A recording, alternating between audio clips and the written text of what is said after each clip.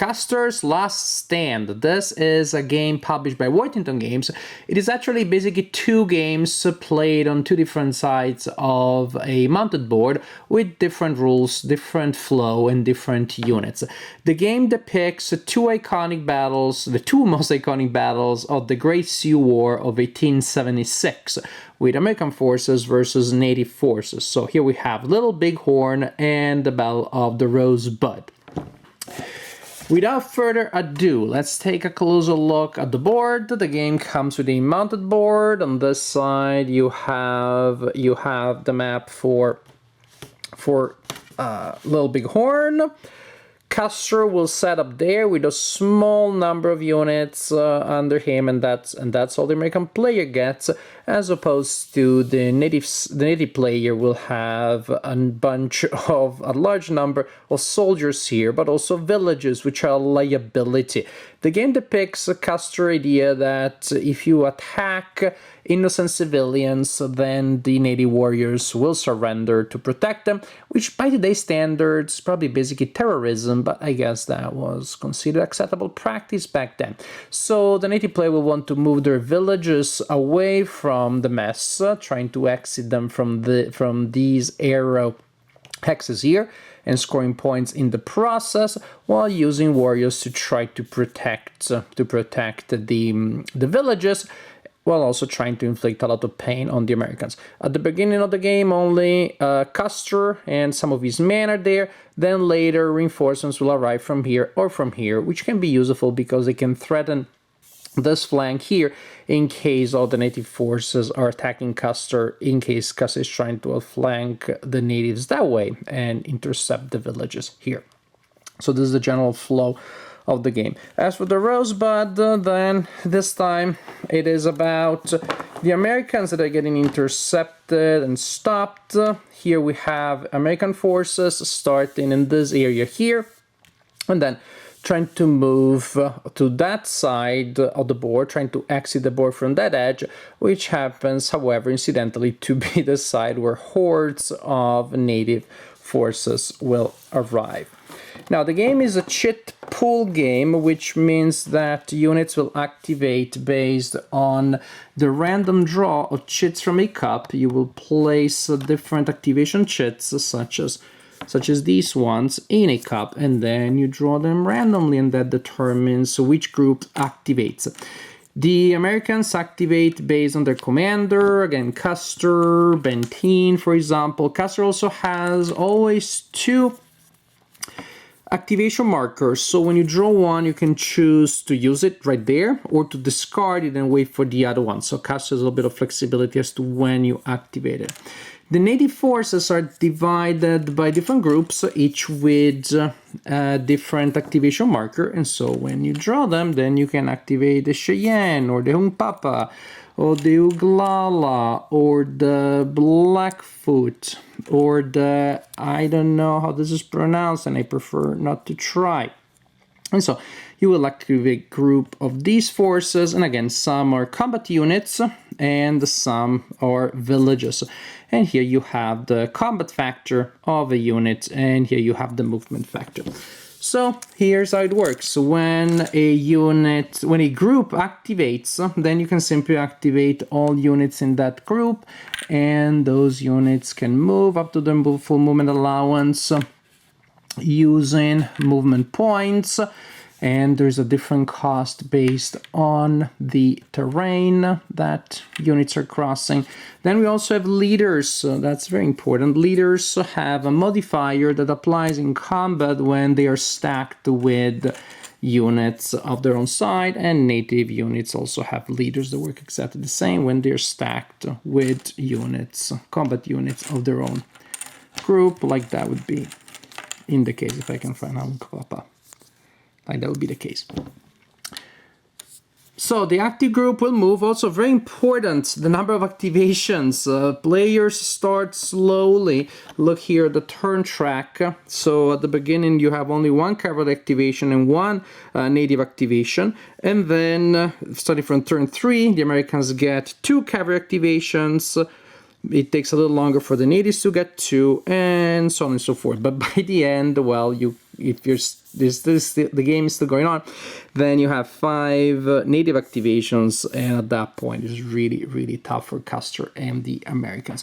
But definitely part of the flow of the game is given precisely by the schedule in which units start activating. When you activate a unit, we said you move it, and after all units of the active group have moved, then you can attack with units of the active group. You declare attacks against adjacent enemies, and then you simply total all the combat factors that may come from commanders, may come simply from the combat factor of the units involved, and you total that for both sides. So you have the total of the defender and the total of the attacker. Other modifiers may come from terrain, but terrain only applies to dismounted defenders. When you move, you can choose to spend 2 movement points to dismount, in which case you place this marker here on a unit that will indicate the unit is dismounted. It's slower, but it fights better when dismounted, and the same may of course apply to the native units. So that's another big modifier. So at the end, when there's an attack, you will have a total for the attacker and a total for the defender. Each side rolls a 10-sided die and adds that result to the combat factors that we determined earlier. And then you look at the differential, and we have a combat table here that helps you with that. Also, here we have the terrain effects that reminds you of defender bonuses and movement, and the bonuses are very simple. They just add to the combat factor of the defender, because ultimately what matters is the differential that we have. So we subtract we subtract the lowest result from the highest result and see what happens here. Say when we do the subtraction, the comparison between the combat factors, the attacker has 1 to 3 combat factors more than the defender, then the defender retreats. Higher differential, the defender takes 1 or 2 losses and retreats, and the same is true if it is a defender that has a higher total combat factor, or in a tie, well, then it is the attacker that retreats. And this is really the game. It's so simple, so linear, but a lot of action has been hardwired for you in the schedule of activations, in the terrain, in the kind of units that people have, in the objectives. Again, especially here in Little Big Horn, which is my favorite scenario, in the nice interaction between the villages, which are such liabilities, and the combat units. And both sides have to take that into account. Custer and the Americans when they're threatening them, the natives when they're defending them, also maybe when they're using them a little bit to lure Custer and the Americans into a trap, maybe force them to stretch, put them in a position where they can be surrounded, that sort of things. This in general is how you play Custer's Last Stand. So I don't know if it is because they wanted to keep the game balanced, or because maybe my understanding of Little Big Horn is not as accurate, but definitely in Custer's Last Stand, Little Big Horn is a lot more of a close thing than it seemed from the historical narratives that I read. It is definitely possible for both sides to win, although Custer does need to have some good opening moves, really threaten the native villages before they all start activating, before they coordinate. But there's an interesting back and forth there. Definitely there's a crescendo of the action, which makes the game interesting. It's a good game. I like Little Big Horn a lot more than the Battle of Rosebud, which still makes for a good game, but at least maybe because historically I know less about it and it just doesn't have that iconic stature, I found it just a little less interesting. But think of it as an extra bonus as you get your Little Big Horn game.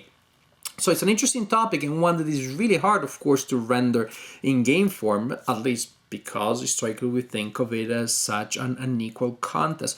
But here, between the terrain, between the forces, the advantages that, say, the Americans have under certain circumstances, because of the schedule of activations, then you really have a situation which is very playable, that makes for a tense a tense game experience, because you have these poor Americans, such a small group that is trying to do a lot.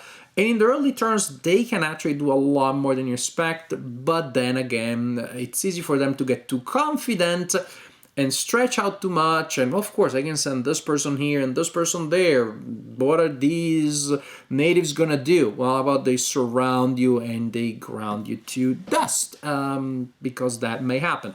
So actually, the game, I believe, does a good job of tempting or luring the American player into being overconfident, thanks to maybe some good success in the early turns, and then of course the situation will tend to go towards historical lines. So it's a fun game. It's a very simple game. The rules are very simple, much simpler than you would think from the rule book. There's an unusual degree of redundancy in the game. The same things are said several times in slightly different ways, to the point that I was like, wait a second, I must have missed something the first time. Why would they say it again and again? No, they just do that. Maybe they're thinking that we were gamers and getting senile. Who knows? I know we're getting old, but senile also? I don't know. But the rules are much simpler than you would imagine. They would probably fit in a really small rule book. So, certainly a single sheet of rules. But that's okay. That's okay. Once you sift through all the things and you realize how simple the game is, well, even better. So definitely it's a game that could work for a starting wargamer, for somebody who just got into the more challenging side of the hobby. It could be your first war game.